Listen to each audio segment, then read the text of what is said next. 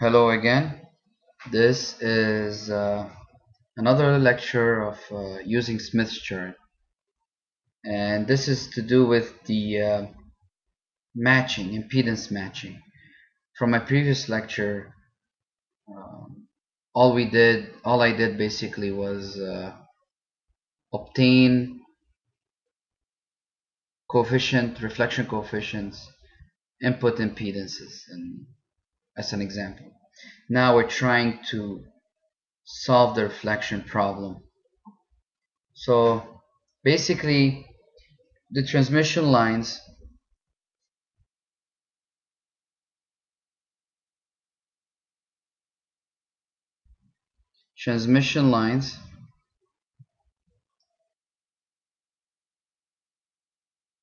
are said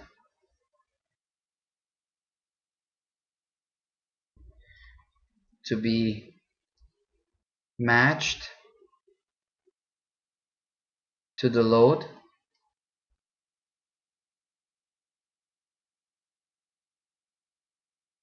when the characteristic impedance of the transmission line is equal to the load impedance. Now, what does this actually mean is that we need to do this, and in order to do we need to do this because it will give you a zero reflection coefficient magnitude, and which all obviously means you have maximum transfer of energy going on to the load. So in order to do this, there's different methods of doing it.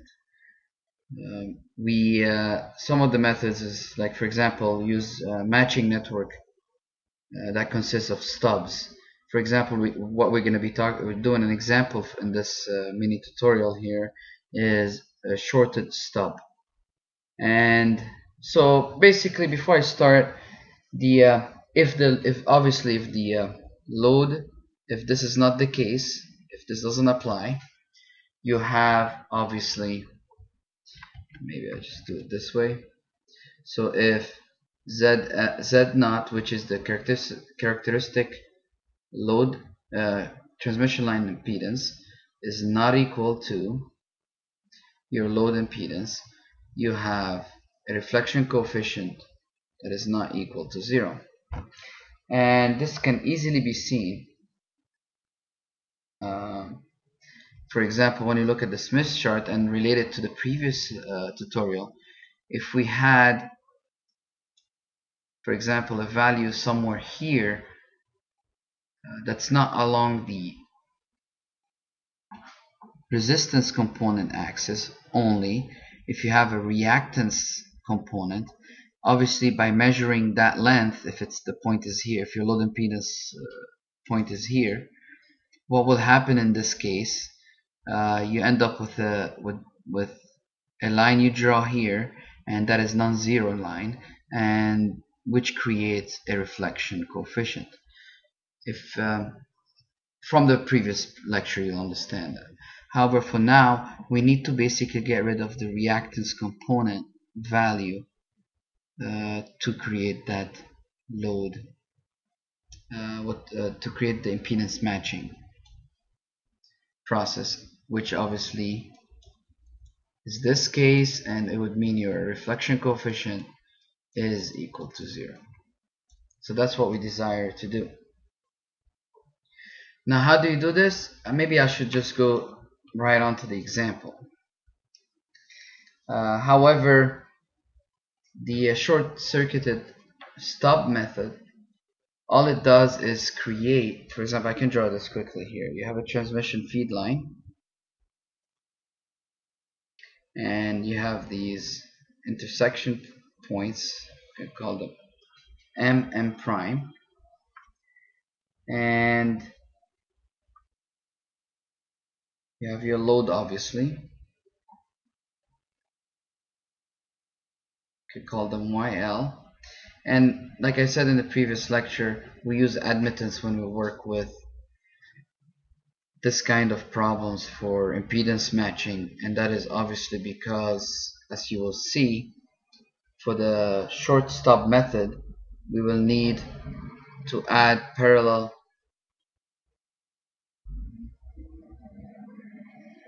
like lines, and it's shorted, and that's why it's called shorted stud. And working with parallel lines like this, it makes calculations easier when you work with admittance. And again, the input impedance obviously is looking into the load, or into the network, sorry. And basically now it's divided into these two sections. The one that's actually looking into the load, which we call YD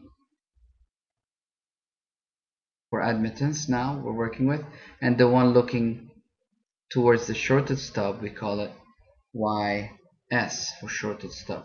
So that's the terms you'll see now when we start working with the Smith chart. And what's important here is that we have this point to this distance basically, which we call L, length L, and you have this distance here to the load, or it could be somewhere here, we can draw it, and you can have these 2 points, and this is the distance D. Now the goal here is to transform that distance, so we select this distance D in such a way to transform YL into YD equals 1 plus JB. So it's basically the normalized form of the load. And also this distance L is selected basically so that the input admittance YS, this one, at M prime obviously, at these 2 points, equal to minus JB. And the reason we do that obviously because the total input admittance, which we really care about here, which equals to both these admittance values that we just talked about, equals to 1. Obviously you can see it's only the resistance component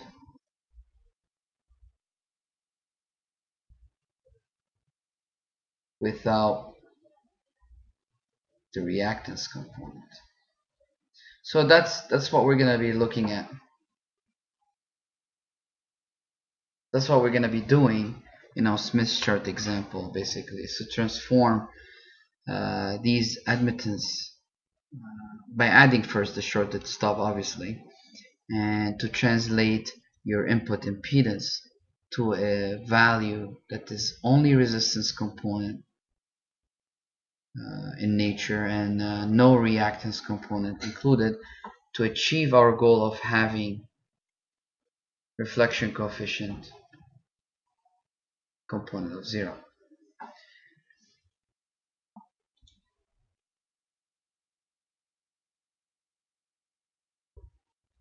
So I'm just gonna stop it and continue with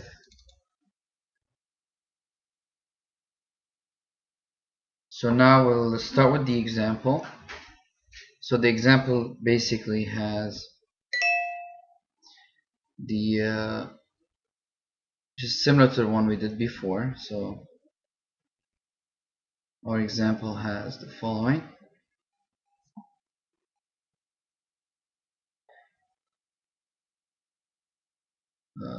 The characteristic impedance is 50 ohms, and your load impedance is 25 minus J50 ohms.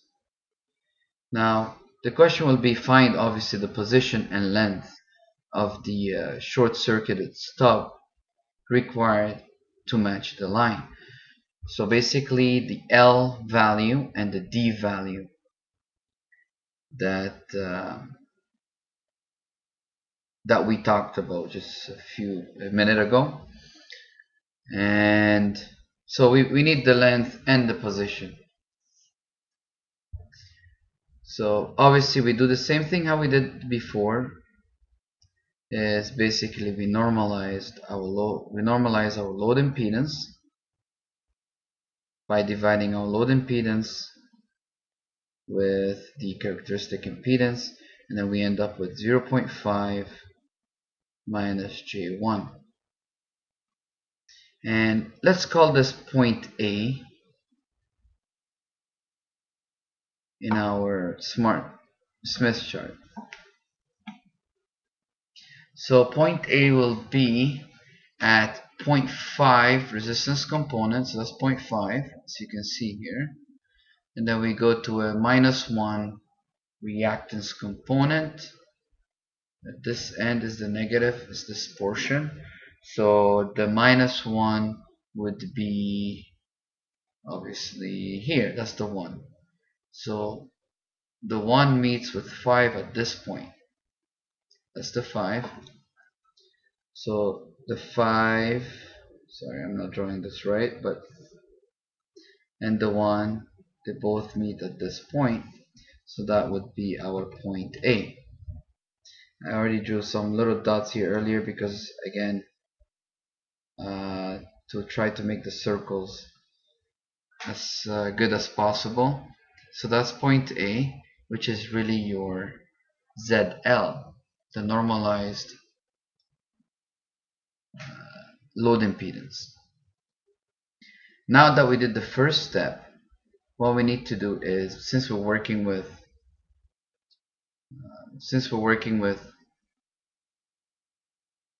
parallel lines and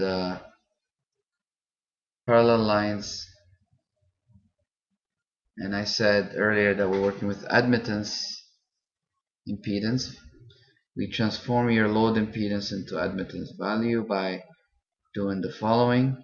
Obviously, reciprocal, and this will be our point B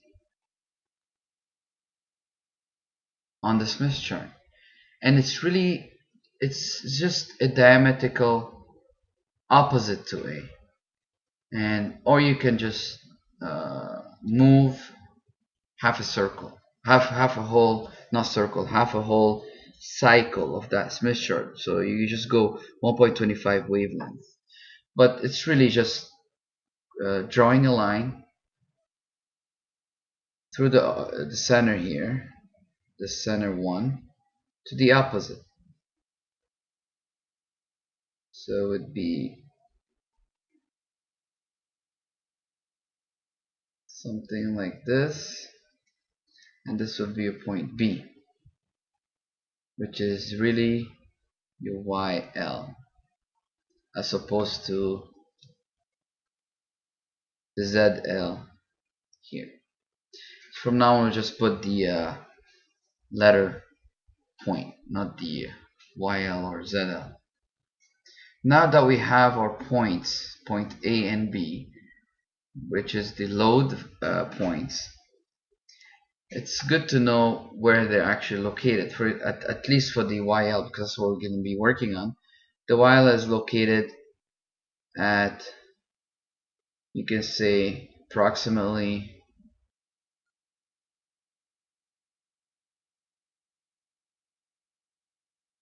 0.115 wavelength on the WG scale.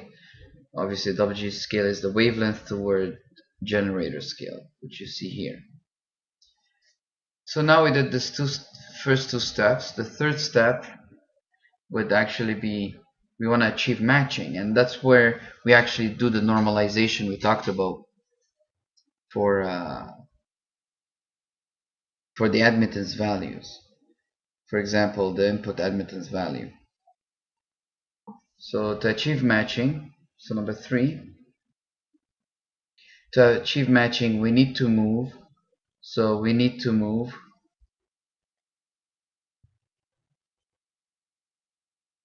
distance D, like I said earlier in our drawing, distance D, such that yd equals 1 plus jb.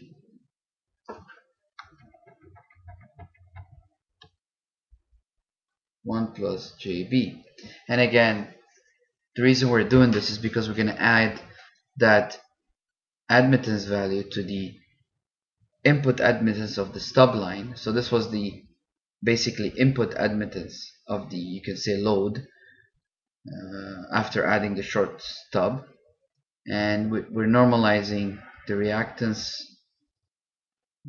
the resistance component here, and by adding it later to our input admittance of the stub line, which is the ys shown earlier, you end up with a basically 1 for your input admittance. And in this way, we don't have the reactance value anymore, the reactance component value anymore in your input impedance, input admittance value, which means the reflection coefficient is equal to 0. So now that we have this, so we need to move distance d such that yd equals plus jb. And to do that, we can see there's two possible solutions. So basically, we need to draw a point yd in our Smith chart that has a resistance value of 1 and any value for a reactance component. Now, what does this actually mean? As I said in the previous tutorial, the resistance value actually circles. For example, the resistance value for 1 is this circle. It's the whole circle for the 1. So basically, any value on that circle could be has a reactance value that's not 0.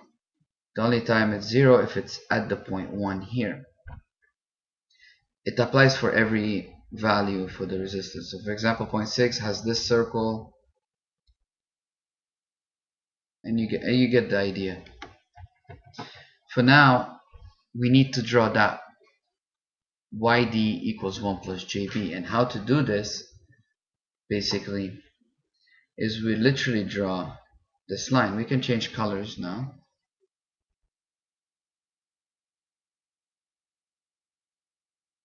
Can go for this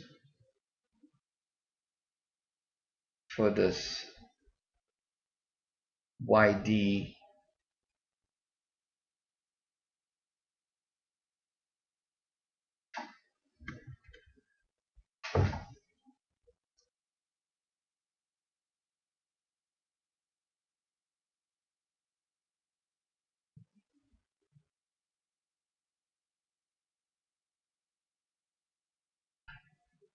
it's not a perfect circle, but the important thing is to get the idea from this tutorial. So now we have our yd 1 plus jb. Now, but we actually need to find the yd value with the what's the b? We need to get the b here. That's our point. So to do this, we actually, from previous lectures, we had to draw the VSWR circle, which is the voltage standing wave ratio circle, and it is basically drawn from your load impedance or admittance and impedance. And I had these little dots drawn earlier to try to make a good circle that represents this system. So for now, I'm just drawing it like this.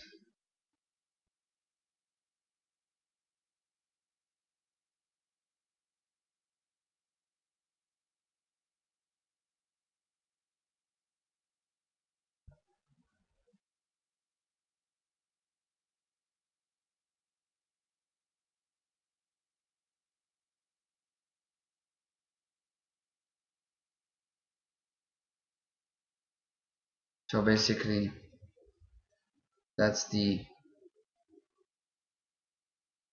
VSWR circle. Now that we have both of these circles, the VSWR circle together with our YD circle, the intersection here is actually a YD value, which is approximately, obviously it has a 1 because that didn't change, plus, it's at the plus side, a little less than 1.6, so let's say 1, well obviously J first, 1.58. So now we have our B value seen here.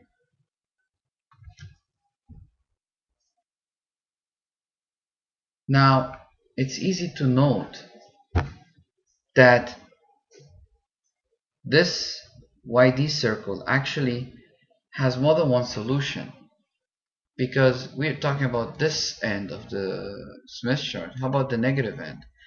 It can easily be seen that you have another YD value. Okay, call this the D point, and obviously this is the, let's say, C, because that's what we're going to be working on.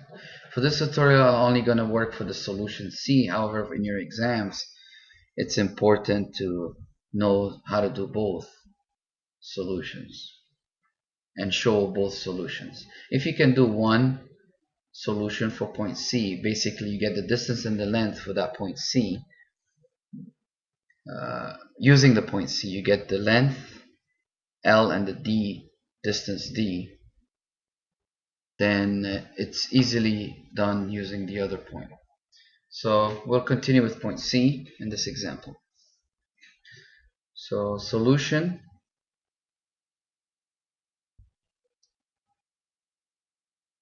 for point C. That's what we'll work with. So at C we know YD equals 1 plus J 1.58, and this is a normalized value. You have to remember that. So it's unitless. And point C is located at 0. If you look at it carefully, point C, by drawing this line basically from here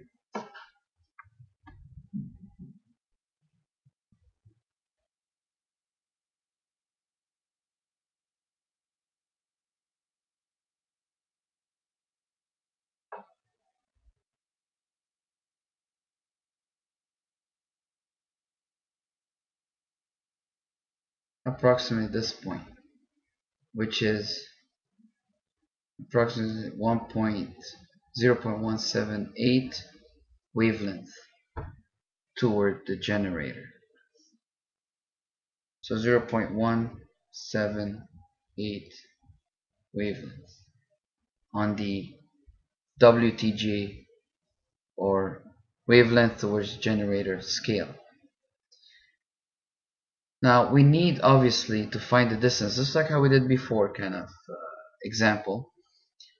The actual distance from the load, because the distance D that we're looking for is really from the load towards the generator. What's that distance D? If you go back, pause it here, maybe go back to that drawing I did just before the example started. I showed what that distance D is, the load towards the generator. So to move from the load towards the generator, we obviously need this distance here, this point here from the load, because this came from the load. I can draw it quickly. This came from the load. So if we go back to our color, so this distance is what we're looking for. That's our distance D. Now our distance D here obviously is easy to calculate, because we have both values here and here. So obviously this distance d towards from the load towards the generator is as follows. So therefore the distance d is between, or is found between, points B and C. Obviously we call them B and C for the YL and YD, and D now is equal to 0.178 minus 0.115 wavelength, which is equal to 0.063 wavelength. We actually solved the first part of the question. This is our answer here. The distance d from the load towards the generator. It's as easy as that. So that's the distance required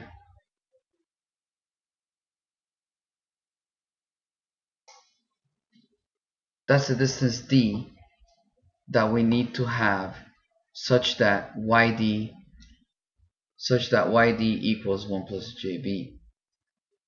That's one solution. Alright, so it's 0.063 wavelength. Now we talk about, now to solve our L distance, we can use a different color, maybe this green. For solving L length, again you can pause here and go back to our drawing. The length L has to do with the stub, the short circuited stub towards now your generator. And so basically we can say at the junction MM prime, as we had in the drawing, the normalized, we know that the normalized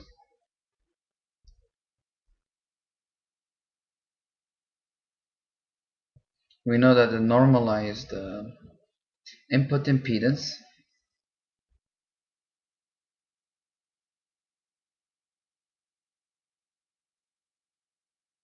is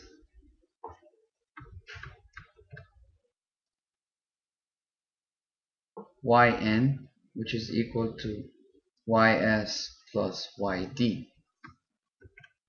I keep pushing the button on my pen, which creates those zigzaggy lines, so I'm sorry about that.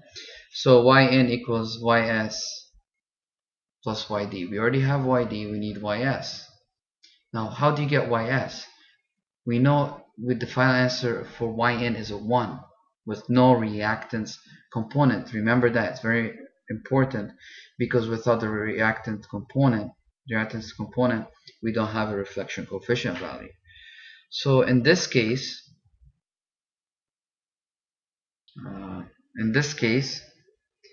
it's easy to calculate 1 plus J0 equals Ys, which we need, plus 1 for Yd, 1 plus J 1.58.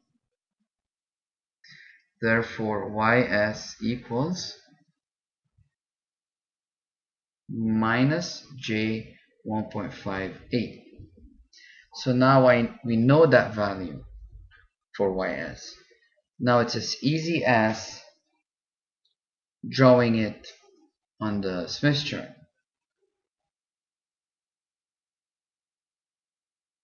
Now it's a negative reactance component value with a zero resistance component. The zero resistance component is obviously here, so it's that circle, and then we keep going and look for 1.58 reactance value, which is around here, because that's our 1.6. So basically that's our point now, Ys. Let's call it, since we call this D, we can call it basically E. So it's our point E. So this is our normalized input admittance of the stub line, remember. Now the normalized admittance of the short circuited, because it's short circuit, is a J infinity. We know this. And now why are we doing this is because we need to find similar fashion how we found the distance D here from the load to our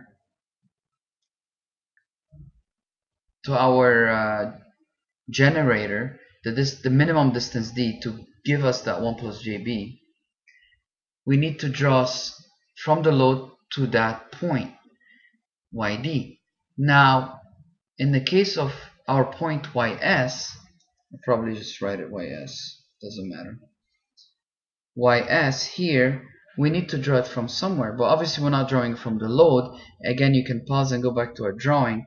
It's not coming from the load this time, it's coming from a short circuit lines, basically, short circuited lines. Now, short circuit actually will give you a minus the reactance value, a reactance component of infinity. However, obviously the resistance component is a 0 because it's a short circuit. Obviously, there's no resistance. So in that case, you need to start from a point that is minus J or J infinity, and J infinity would just mean your reactance value is the maximum here, which is this point with a zero resistance. And so zero resistance and infinity reactance is really this point. We can call it point F. Now that we have our point from where we're going to start measuring the length L, we will finally have our final answer. So this is our point E, and this is our point F, right? So point F obviously is you can tell, as we said earlier, the whole Smith chart cycle is 0.5 wavelength, so it falls at the half of that cycle, which is obviously 0.25. So in this case, this point falls at 0.25 wavelength, and this is where we're going, 0.25 wavelength to this point now, and this point falls at approximately 0.34 wavelength, as you can see here. Alright, so now we know these 2 points. Obviously we do the similar way to know this length L. This length L now can be obtained easily by doing a simple math of 0.34. So our length L is equal to 0.34 minus obviously 0.25 for our point F here, and we end up with a length of 0.09 wavelength. So now we have our final answer here for the length L, that is from the short stub point line to the generator. So our final answers are obviously the distance D is 0.063 wavelength and the length L is 0.09 wavelength. And I hope this tutorial helps, and good luck on your exam, and thanks a lot for watching.